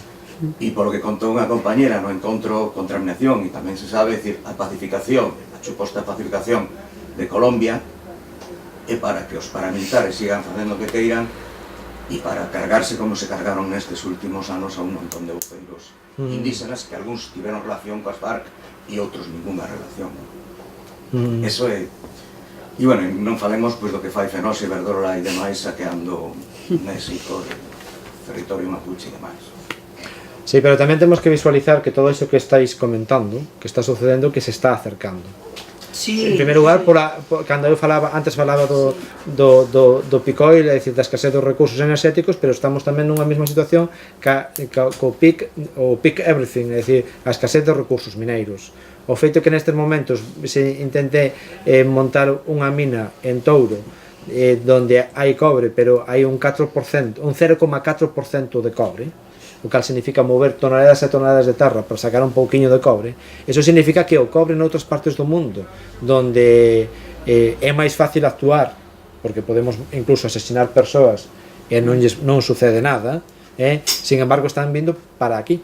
Sí. E empezan a establecer. Eso é a evidencia do que o que dicimos os que divulgamos a crise enerxética mundial e a crise dos materiais está aí, é evidente, non? É evidente porque senón non se plantexarían facer eso pois no recuncho apartado como é Galicia, pero un recuncho do occidente, opulento. Mira, Ence fai moi pouquiño vendeu plantacións que tiña en Latinoamérica de eucaliptos, pero áreas moi extensas, donde a xente que vivía dos cultivos e que tiña gandería nesas zonas, bueno, pois fíxose a vida imposible, tuveron que marchar a miseria, acércanse ás cidades a miseria.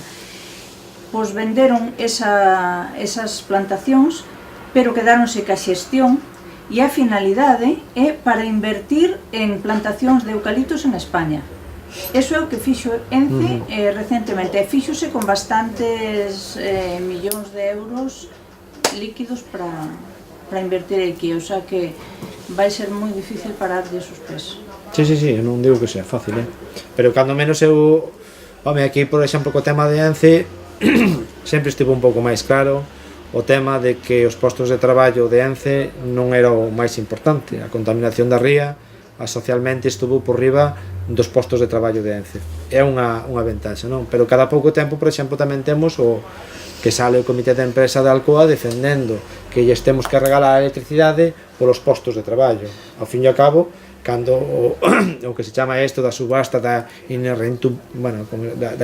poder interrumpir a produción, é dicir, que se non hai suministro, que é o que estas grandes empresas consumidoras devoradoras de enerxía van a iso, que se basa en que consumen pagan a electricidade por baixo dos custes de produción, en base que se hai a necesidade do mercado lles cortan o suministro a eles. Eso nunca sucedeu, por lo tanto é unha falsedade.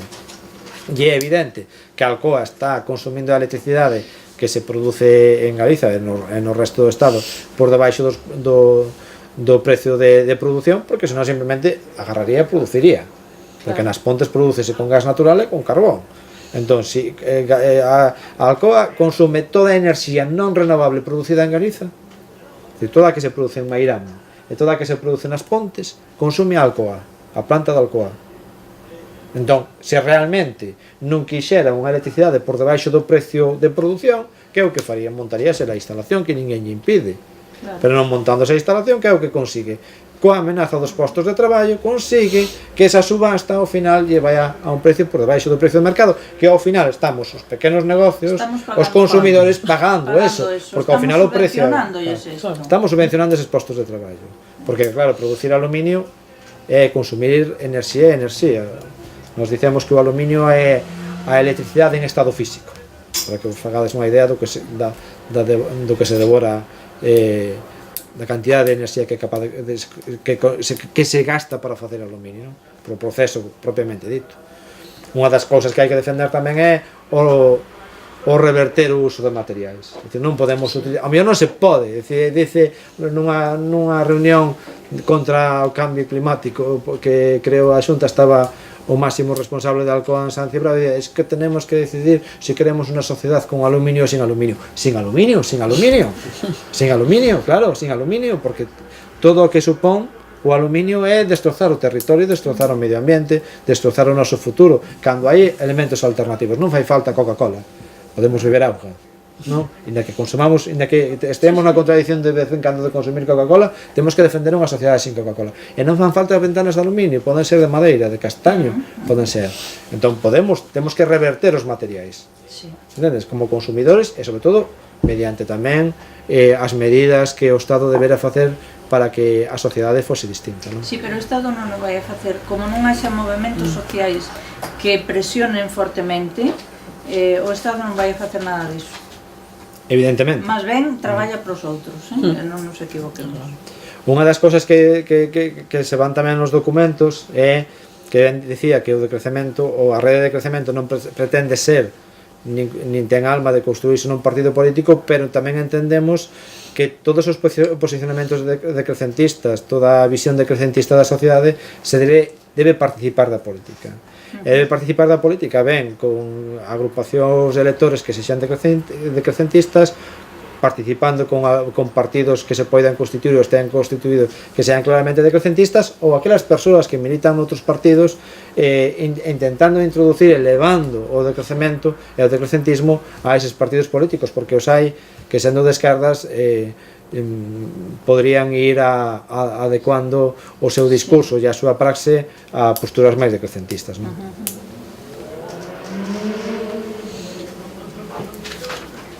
Eu quería comentar con respecto a educación, a parte máis educativa, non? Eu sempre me pregunto como levas todo o que temos nesa teoría que é estupenda e na que confiamos, pois sí, nese mundo máis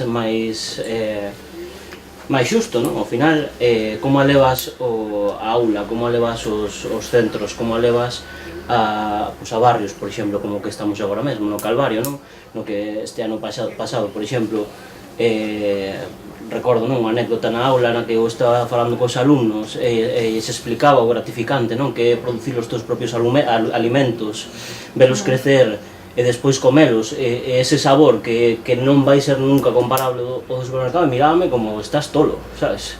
O sea, ti es doutra galaxia e incluso algúns transmitían como indignación, non? Como, non, que iso como é de pobres, non? Iso é de outra época. Claro, O sea, levar ese tipo de ideoloxía, de hábitos, non xa non vou falar de ideoloxía, non? A aula, agora mesmo, ben, tamén entendo o sistema no que vivimos e entendo que agora mesmo, pois, os colexios, por exemplo, aquí da contorna, parecen máis cárceres ca colexios, non? Entón... Están deseñados dun xeito parecido aos Sí, colexios, ao fundimento das escolas unitarias, que todavía están en pé de guerra algunhas. Na zona onde vivo eu ainda hai pouco unha guerra cunha unitaria, por conservala. Eu vou traer unha parella con fillos para conservar a unitaria, non? Pero si é unha guerra porque as escolas, eu inaugurei unha escola en Ferrol de 16 unidades, son cárceles, son estilo carcelario, non son os métodos coercitivos, sino a organización dos tempos, incluso dos recreos, con vixiancia, bueno, era como unha cadea aquelo, porque tamén é un barrio de clase baixa e claro, os pobres somos perigosos, non? Mentras non se demostre o contrario, non? E tal. Pero, por exemplo, no que decías, non sei se ti das clase a nenos de ensino medio ou... Da ESO, sí. Da ESO. Da ESO. Sí. Non sei, eu non teño experiencia como docente, teño que dicirte, son pedagoga social, e non traballo, ni traballei diso. Pouca experiencia que tiven foi unha comunidade terapéutica en Confurco, en Ferrol, é moi pouco tempo. Pero ocórreseme, por exemplo, claro, a organización en conxunto é difícil, pero sempre hai que empezar polo fácil, non? Polo doado, penso eu. Entón, por exemplo, no que acabas de dicir ti, en como convences aos cativos dunha zona urbana, non? Más ou menos urbana, onde a mellor non hai hortos escolares, non? Ou a mellor non hai hortos cerca, ou a mellor non teñen avós na aldea que cultiven, ou que teñan xa a froita. Entón, ou comida natural, non? Que non sexa de supermercado. Pero penso eu, pois, por a mellor organizar, pois, se son de eso, é factible, e maiores tamén, aunque a xente se ríe cando digo que é factible de maiores organizar xogos, ou hai xogos de adultos, hai xogos cooperativos de adultos, hai un montón de libros, por exemplo, nos países nórdicos, sobre temática desta. Por exemplo, nos comedores escolares, se hai comedor escolar, donde ti das clase, por exemplo, se pode facer, hai xogos norte-sur, por exemplo, onde un día se lles sorprende cun xogo sin que eles saiban que é un xogo, e a mellor eu recordo un xogo en concreto, non me acordo agora como se chama, non? En que a mellor era o comedor escolar e había, imagínate, 4 mesas, non? Colectivas de nenos que comen ali, e a mellor un día os que no comedor serven comida nunha mesa do primeiro mundo, mesa do segundo mundo, mesa do terceiro mundo, non se lles di nada. Pero a comida que hai non é a mesma, por suposto, ni en cantidade ni en calidade. E os nenos se lles sirve, se ve un rebote contra a injustiza, pero instantáneo, instintivo. É un xogo moi interesante, que agora non recordo o título, pero podes atopar en xogos cooperativos. Sí, ese, o dos cubos, por exemplo, de material, de cartulinas, que vai polo mesmo, non? Por evidenciarles a injustiza das clases sociais, e como eles viven no primeiro mundo, pero dentro do primeiro mundo, entre comillas, tamén hai un terceiro mundo dentro, que a mellor se cabe non é tan cruel, pero é igual no sentido de que te comparas con máis ricos e ves o mundo tal, aunque o satélite chega a todas partes. Ou, por exemplo, hai xogos de sensibilidade, de simplemente de gosto, do sabor, non? Se pechan os ollos, hai moitos xogos dese tipo, entón que distingan, a ver quen acerta, xa que son tan competitivos, o que é unha froita de supermercado, unha maza de supermercado, unha maza cultivada aquí. A mellor é difícil atopar unha maza cultivada aquí. Xa. Non é problemático, pero me refiro que eles mesmos van a descubrir, como por exemplo fixo Jamie Oliver, sabedes, o cociñeiro este inglés dos programas da tele, que fixo unha gran campaña en Gran Bretaña sobre, ali penso que están todavía peor alimentados que aquí, non? Os anglosaxóns, polo menos en cidades grandes, en Londres, tal. E fixo unha campaña que chegou o primeiro ministro tamén, non sei hasta que punto despois triunfou, e era levar aos cativos aos lugares, por exemplo, donos, grandes empresas multinacionais, donde que comían os nuggets, os polos estes de porquería que tanto lles gustan os nenos, como se facían, non? E entón tiraban dentro dunha manta no chan os produtos que mataba a todos os nenos. Eran nenos pequenos neste caso, que noxo, que asco, non volvo a comer un... A mellor do día seguinte o comen, non che digo que non, pero eso non vai en saco roto. xa lle No, van no, no. modificando. Nunca vai en saco roto eso. A min de pequena, se me enfrentan a eso, ou eu que sei, como se vai un donus, de feito hai viaxes escolares á fábrica de donus, ou había, non sei agora, ou que a fórmula secreta da Coca-Cola se sería o boom, non? Descubrir a fórmula secreta da Coca-Cola, ou... Eu creo que hai unha forma tamén que é dicir, o decrecemento é facilmente entendible se asumes que temos un planeta finito, que só guardamos a súa capacidade de regeneración e o tema dos recursos, sobre todo de enerxía. Non, porque a xente pensa os nenos consideran que producir alimentos é unha cuestión de atraso, porque dan por feito que os alimentos están aí e van estar sempre aí. Ninguén se cuestiona de que esta sociedade se pode parar, e pode separar, non é necesario que se acabe o petróleo, vais a decir, o petróleo non se vai acabar, vais a acabar a sociedade tal como a temos agora moito antes. Pero imagínate que se produzca un conflito a gran escala, non sendo nuclear, pois nas zonas de produción, onde participe Rusia, China contra Estados Unidos e algúns da OTAN, de xeito directo e aberto. Todo o mercado, todo o transporte de mercadurías a nivel mundial paralízase. O petróleo paralízase, porque evidentemente digo que non vas deixar de chegar ao petróleo ao inimigo, por lo tanto todo ese movimento de petroleiros que son lentos e tal, eso todo queda paralizado dun día para outro. O Estado español ten reservas petrolíferas aproximadamente para 3 meses.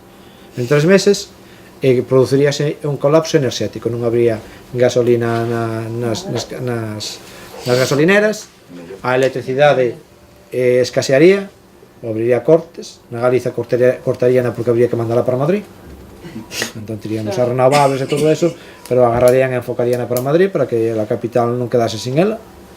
Entón aquí andaríamos as apalpadas. Evidentemente o 60% dos alimentos que consumimos os galegos ven de fora de Galicia. O 60%. 60. Máis de mitad. Vale. E logo como se estamos consumindo? Tamén é certo que exportamos alimentos en réximen de monocultivo. Exportamos carne, exportamos leite, pero sen embargo entra moita hortaliza, moita verdura, entra incluso pataca, moito cereal. Xa non comemos millo. Entón, os rapaces consideran que producir alimentos é un atraso, porque o que teñen é o axioma esa de que o mundo vai cara adiante e ninguén o vai deter, o progreso, a modernidade e tal. Confúndese moito a tecnoloxía e a enerxía. Algo inventarán, é unha cousa que nos din a nós cando falamos de enerxía. Algo inventarán, os principios da termodinámica, o primer principio da termodinámica que di que a enerxía ni se crea ni se destruye, e son profesores de física, E dicir, algo inventarán, home, a enerxía non se inventa. Desde que é distinto o coche da gasolina. Inventas o coche. Mas a gasolina, home, é evidentemente un proceso, non hai gasolina tal. Pero non hai fonte de enerxía alternativa. Se me dis cal é a fonte de enerxía alternativa, entón podo creerche nun mundo maravilloso e todo iso. Os cálculos que se fan para, por exemplo, de producir electricidade de xeito renovable a nivel mundial, de xeito renovable non somos capaz, non se sería, o planeta non é capaz de producir a electricidade que se consume a nivel mundial nestes momentos, de xeito renovable. Non hai capacidade de producirá de xeito renovable, nin con fotovoltaicas, nin con eólicas, nin con hidráulica, nin nada. O futuro é renovable ou barbarie, non? Aquí tocará a nosa barbarie porque, repito, a electricidade marchará para Madrid, non? Entón tocarános andar coas velas, pero hai incapacidade, entón tens que levar os rapaces a eso. Porque les dices, imagínate o futuro, imagínate como vai ser o futuro, e dibúxache un coche volador. Dibúxache un coche volador, todos vamos e tal, e vamos ir de vacacións a Marte. E vai haber outros planetas habitados, pero se ir a outro planeta habitado conleva non sei cantos miles de anos, e aquí facemos, incluso neste pequeno territorio, facemos revolucións cada pouco, queimamos castelos, destrozamos civilizacións e tal, vai haber unha civilización que vive aló, tal. Aparte que non hai enerxía no planeta almacenada para mandar unha nave tan longe. Entón, esas son cuestións físicas. As cuestións, os límites físicos do planeta están apartados do sistema educativo. Entón, introducir os límites físicos do planeta é fundamental. Porque dese xeito o rapaz dirá, pois claro, pois se pasa eso, que ben sería ter unhas pataquiñas. Entón, toma outro valor. Xa non é unha cuestión de calidade, de sabores e tal, é unha cuestión de supervivencia. O que me refiro un pouco que é un pouco difícil aplicar todo o que sería todos os aspectos teóricos, non? O sea, todo isto que estamos falando, todos estes aspectos teóricos con aqueles máis prácticos que que ben se dixo poden ser os divertidos, non? Ao final, o sea, quero dicir, ti mirasme raro porque che falo de producir os alimentos, pero ao final, cando te lixas coa terra, acabas pasando ben, e iso tamén está modificando comportamentos, creando pois hábitos de futuro. O problema é precisamente iso, o sea, sí que vexo unha saída moi positiva agora mesmo, incluso nas zonas urbanas, a través dos movimentos asociativos que están levando os cativos en andainas, por exemplo, a coñecer os barrios, a historia do barrio, os paxaros dos barrios, non? Realmente sí que se está facendo o das saídas, non? Que comentabas, pero fora da escola, que tamén é o lógico, non? É o interesante tamén, pero o ideal sería evidentemente a combinación de todos os aspectos. E iso é os pasos que haberá que dar e que... É un traballo moi difícil, non é? Sí, ninguén dixo que fose... Sobre todo porque os profesores implicados son poucos. E os poucos que hai e empezan se queiman. Porque normalmente entre os compañeiros non é moi maioritario esa actitude. Xa non sei se é vocacional, se é porque vas o ensino como vas, pero me refiro a que cando coincides nun instituto, nun colexio, con profesores todos que non son afíns ningún, ou casi ningún, ou estás ti só, aí estou pensando en Sabela Díaz en Ferrol, e fixe un traballo, non sei se conocedes, interesantísimo, ela soa... Normalmente o sistema que fai é dispersar os profesores deste tipo. Claro. A política de dispersión está desde os anos 70, penso, 80, co franquismo e o post-franquismo, sei que saímos dele. É evidente que non coincidan cerca, siquera. Normalmente os destinan bastante lonxe. Estou pensando en Alicia Prado, que conoceredes, da Galiña a Pita, unha muller que traballou nos Ancares, que ahora vive na zona de Betanzos, que foi tamén pioneira. En Galiza houve moitas experiencias pioneiras, pero se quedaron en eso, en illas, porque xa o Estado, a inspección, bueno, o Estado, o Ministerio se encarga de separar. A Consellería se encarga de separar, porque xuntos poden facer algo interesante. Isabela Díaz montou, eu a teño agora como alumna en Tai Chi, Isabela Díaz, xa é unha persoa xubilada maior, montou unha cousa moi interesante en Valdoviño.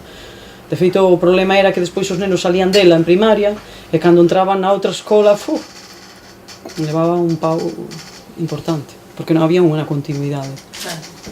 Ela puxo a soberanía alimentar, tiñan hortos, cultivaban, iban ás feiras a vender, tiñan correspondencia escolar que en Euskadi para utilizar o español como vehículo de comunicación entre os que falan euskera e os que falan galego, utilizaban o galego habitualmente, incorporou os pais nas escolas, os pais producían, viñan artesáns, facían talleres, os nenos aprendían como se cultivaban cousas básicas, elementais que sempre se cultivaron na Galiza, e se desbotaron nas últimas xeracións, é dicir, era unha escola decrecentista. Outro día comentando con ela, para que convidala ao congreso, se quería vir así, forma tal, e comentaba, pero ti xa estabas facendo o decrecentismo nesa época, o que agora é a corrente decrecentista está plenamente na ecuación decrecentista. A ecuación decrecentista é moi diversa, claro, cada persoa en cada lugar pode... Estaba nas cabezas de moitos de nós ata que atopamos a palabra. Por suposto, que hai moitísima xente, máis daqui. Depois podas maniobrar ou non podas, ela poido maniobrar no franquismo. Convenceu os pais, pudo convencer os pais. Despois o que dicías ti de que é difícil, evidentemente é difícil porque facer unha revolución é difícil. Arriscado. Claro, é arriscado e é difícil, non? Entón o que nos plantexamos é unha revolución. O mellor é unha revolución silenciosa, cuidado. Que son os cambios individuais de construir alternativa, porque o problema é que non hai alternativa a este modelo. Non temos que construir alternativa. Entón, eu tamén son dos que digo que máis que é importante ir ás manifestacións. Non lle vou quitar a importancia, pero é tan importante un grupo de consumo, unha asociación cultural, o cooperativismo, o facer esas andainas cos nenos fora do sistema educativo, como ir ás manifestacións, porque necesitamos crear tecido alternativo, economía alternativa, sanidade alternativa, necesitamos crearlo todo para que a xente tamén se dea conta de que ao final hai para onde mirar e para onde ir, porque senón ao final non hai para onde mirar e para onde ir, e o que facemos é parchear o que hai. Manifestámonos en defensa en contra dos recortes en sanidade. Por que? Porque é que non nos imaginamos que pode haber outro modelo sanitario. Pero seguramente que se non se utilizaran tantos pesticidas canceríxenos, non teríamos tantos tumores, non teríamos tantas enfermedades, que están os hospitais cheos de nenos con cáncer, Entón, están bastante alarmados ca cantidad de nenos pequenos que están xa con cánceres. E o pronóstico que temos é que teñamos 5 ou 6 tumores diferentes ao longo da vida cada un de nós. Entón, eso está indo contra a saúde. Se cando ti lle explicas aos pequenos a importancia de cultivar, lle explicas que ademais os produtos que veñen de fora, aparte do coste añadido que teñen de enerxía, a contaminación e os pesticidas con que veñen cultivados, os produtos en que sumerxen os vegetais para que duren 21 días que están intactos, e eso non se rexistra en sanidade, porque botan un produto que non se fai ningún control sobre eso. Entón, si tú todo eso lle explicas aos nenos, sobre todo si tamén se traballa cos pais, pois igual cambian cousas. Eu creo que químicamente somos pouco evolucionados, non? É dicir, os humanos desarrollamos o tema o noxo, as cousas que nos dan noxo, non? Vemos carne podrecendo con vermes e danos noxo. E danos noxo porque senón comeríamola e entón enfermaríamos. Vemos excrementos e danos noxo. Todas esas cousas que estropean a nosa, que poden ir en contra da nosa saúde, tenen a darnos noxo, non? Pois están as plantas que te enganan ou que te avisan. Unha seta moi vermella, todo o mundo di que é venenosa, a mellor non o é, porque camuflas, están avisando, non? Sen embargo, químicamente non temos desarrollado noxo, non? Entón poñemos aquí un bote de ácido sulfúrico que nos podría matar a todos, ou calquera outra sustancia que nos pode matar a todos, e pois non, está aí. Non nos produce absolutamente ningún tipo de... O corpo nos está avisando. Sí, a veces sí, produce alerxias e tal, non?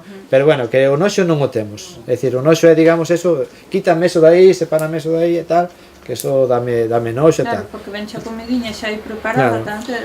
Curiosamente as alerxias... Sin defensa para eso. Eu son alérxico, teño alerxia a algunhas cousas. Non sei a cantas porque nunca me fixen as probas. De momento non fixen as probas. Pero me refiro que todos, probablemente na sociedade actual, prácticamente todos somos alérxicos a algo. A mellor a alerxia non está, no ambiente non está. Pero realmente somos máis sanos os alérxicos, son as persoas máis sanas da poboación. Porque reaccionamos ante sustancias normalmente, non sempre. A febre do ébola, por exemplo, nos Estados Unidos, que foi cando se descubrira tal, reaccionamos hacia monocultivos con alerxia, é dicir, o corpo négase ao monocultivo, hai claramente, é dicir, que realmente os alérxicos, que nos consideran pobriños, os débiles, os que tal, realmente somos os sanos, o corpo nos está rebelando contra, pero non lle facemos caso, porque non escoitamos o corpo. Creo que foi en Estados Unidos donde, non sei se foi en Estados Unidos ou onde foi, non, foi en China, que detectaron casos de nenos alérxicos á soxa, pero non se producía soxa. Entón era que as correntes de vento na estratosfera iban desde o Brasil ata China e baixaban en China. Entón levantábase o polen da soxa no Brasil e camiñaba e baixaban a China e dábanse casos de alerxia. Ese é outro problema dos monocultivos, non? É dicir, o feito de que incluso se poden transportar. Sí, en Europa tamén hai lagos, agora me acordei. En Europa hai lagos onde din que os peixes só nacen, penso que machos, debido a un cambio hormonal producido por contaminación dos lugares máis industrializados por aire, a calidade dos espermatozoides e as dificultades para conseguir embarazo nos humanos está relacionada con a contaminación, sí. Claramente, ademais, e por zonas, ademais, iso está... Bueno, non sei se queréis falar algo máis ou xa o deixamos para as cervexas. Manolo, sí, Manolo, perdona. Antes de que empezara, Gonzalo provocoume algo dun poema e me encantan as provocacións. Teño costume de ás veces escribir cato evento, pois me late moito e publicar nun blog libre e ás veces traio textos, ben. Como falaba desde o decrecemento, trouxen un texto que fixe con todas as palabras de Carlos Taibo, pero curiosamente non aparece a palabra decrecemento, e acabo coa palabra utopía, e o decrecemento é unha grandísima utopía. E logo escribí unhas pinceladas sobre o vosso evento, pouco para non enrollarme moito. Camiñamos todas caro colapso o capitalismo e como un meteorito, barco con podres máquinas e casco que nos arrastra caro o abismo. Todos os imperios e sistemas chegaron até o colapso, o esclavismo, o feudalismo, o imperio español e o romano. Pode ser que o colapso chegue, dixo Taibo, como todo isto, case todo, no 2030 ou 50, cambio climático, falla de enerxía, exceso de poboación, esgotada a terra. Cedo ou tarde chegará o colapso a nosa sociedade consumista. E, mentres tanto, que imos facendo? Afastarnos e afastarnos algo máis da utopía. Movimento de crecemento, deixar de medrar como grupo, pararnos, pois, no presente. Se queremos ter futuro, o camiño é decrecente. Consumir menos, crear máis. Detrás de vos hai libros a centos. Imagino que haberá moi poucos con papel reciclado feitos. A consumista educación, moi seria e competitiva, non deixa medrar as persoas. A UPA, a escola ecofeminista, pero mellor saírnos da escola.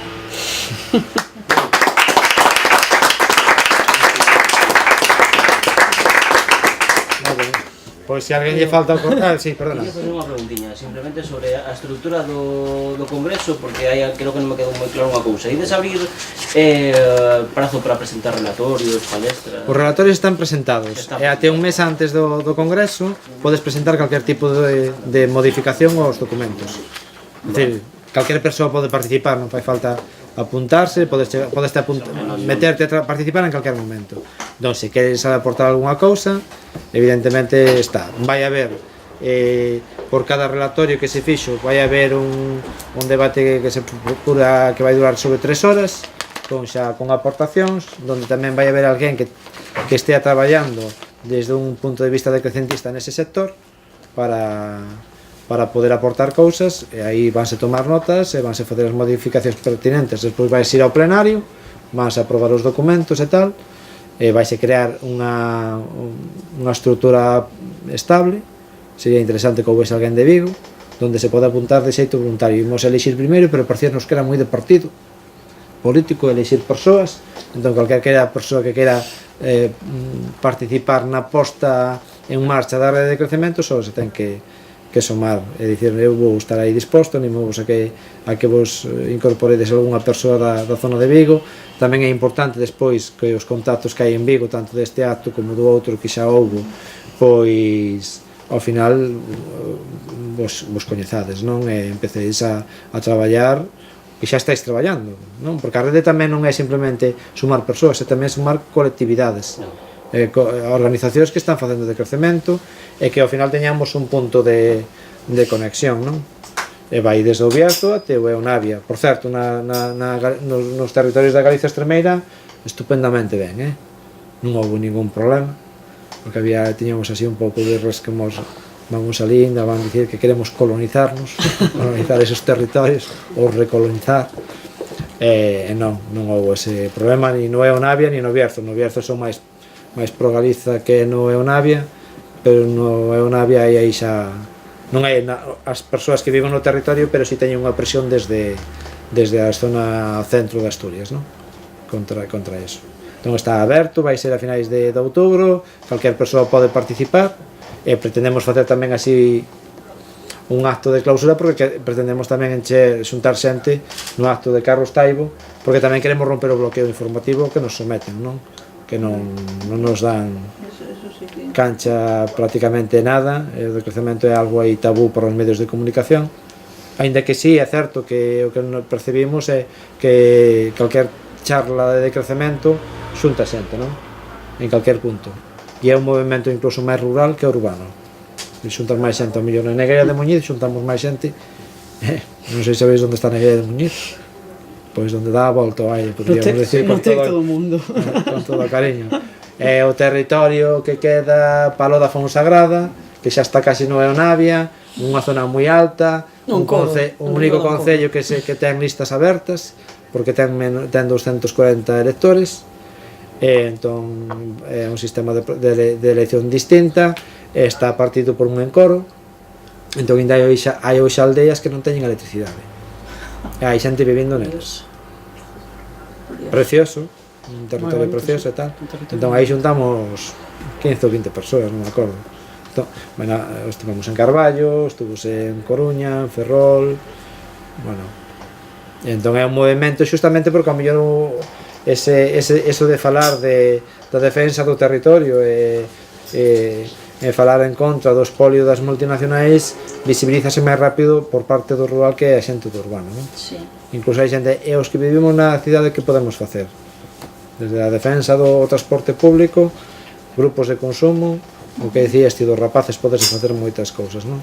E sentirse parte da inmediatez da cidade. O noso territorio non é só a xente de Vigo ten que entender que o seu territorio non é só a cidade de Vigo, é a contorna rural tamén que existe na contorna de Vigo, non? É o territorio de Vigo, non só a cidade.